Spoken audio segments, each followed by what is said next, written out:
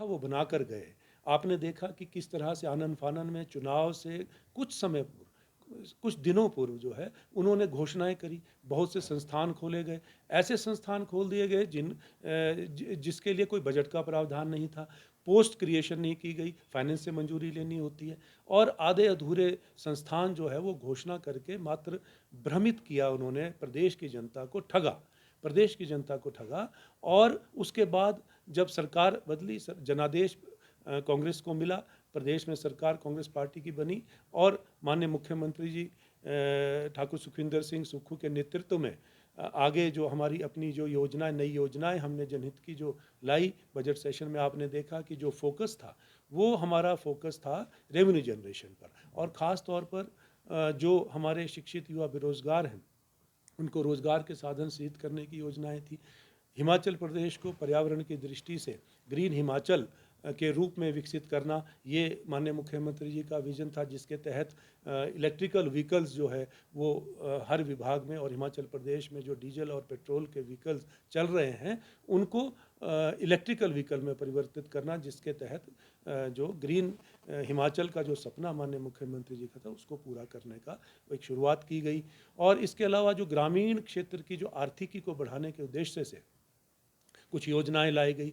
शिक्षित जो हमारे युवा बेरोजगार हैं उनके लिए 680 करोड़ रुपए की जो स्टार्टअप की योजना थी वो हमने 10 गारंटी योजनाओं में लाई थी। माननीय जो निवर्तमान मुख्यमंत्री का जो आरोप है, मैं उनको ये कहना चाहता हूँ कि वो थोड़ा ध्यान दें सरकार की गतिविधियों पे। सरकार ने जो 1 वर्ष की जो उपलब्धियां और जनहित की योजनाएं जो है वो विस्तार पूर्वक वो पढ़ें और वो देखें कि वो धरातल पर क्या हो रहा है। लेकिन मुझे ये कहते हुए दुख हो रहा है कि विपक्ष की भूमिका सिर्फ ये रही कि वो बिना किसी मुद्दे पर वो सिर्फ विरोध करने की राजनीति कर रहे हैं।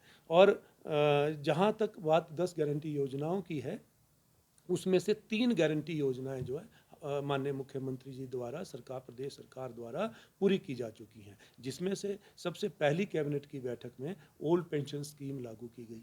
उसके बाद हमने कहा था कि हर विधानसभा क्षेत्र में 4 स्कूल्स चयनित किए जाएंगे और उसमें अंग्रेजी माध्यम से शिक्षा जो है होगी। लेकिन माननीय मुख्यमंत्री जी ने कहा कि 4 ही स्कूल क्यों, पूरे हिमाचल प्रदेश में जितने सरकारी स्कूल हैं हर सरकारी स्कूल में इंग्लिश मीडियम के माध्यम से जो है वो शिक्षा, वहाँ पर शिक्षा होगी। तो ये एक बहुत बड़ा फैसला, ये दूसरी गारंटी योजना पूरी की गई। तीसरी गारंटी योजना जो थी 680 करोड़ की स्टार्टअप योजना जो हमने, जिसके लिए बजट का प्रावधान रखने की बात की थी, उसके तहत ई टैक्सी जो है लॉन्च की, उसकी योजना लॉन्च की गई। आप भी लोग वहाँ सभी थे।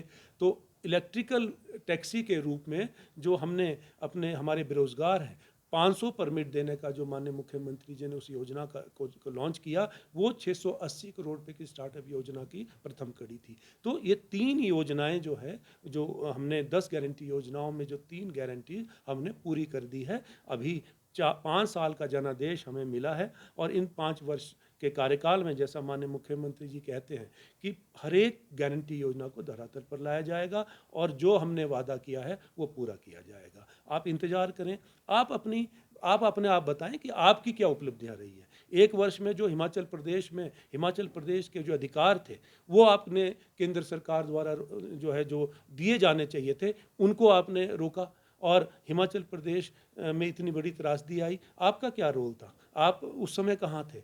माननीय मुख्यमंत्री जी उनके खुद के सराज विधानसभा क्षेत्र में गए तो वहाँ पर वो खुद नहीं थे, जबकि स्थानीय विधायक होने के नाते उनका फर्ज था कि वो, क्योंकि ये जो आपदा आई है ये आपदा कांग्रेस पार्टी पे थोड़ी ना आई है, ये कांग्रेस सरकार पे थोड़ी ना आई, ये पूरे प्रदेश पे आपदा आई है। प्रदेश का हर जन जो है इससे त्रस्त हुआ है और ऐसी परिस्थिति में हम सभी का दायित्व बनता है कि हम दलगत राजनीति से ऊपर उठकर इस आपदा का सामना करते और इसमें जो भी उनके द्वारा किया जाना चाहिए था, जो उनकी भूमिका होनी चाहिए, सकारात्मक भूमिका होनी चाहिए थी, वो उस चीज़ को उनके द्वारा किया जाना चाहिए था। सरकार अपना कार्य कर रही थी। माननीय मुख्यमंत्री जी अपने जो इस आपदा राहत में नेतृत्व कर रहे थे, मॉनिटर कर रहे थे और आपने देखा कि प्रदेश के सरकार के सारे मंत्री और एमएलए जो है अब अपने क्षेत्र में राहत कार्यों में जुटे हुए थे।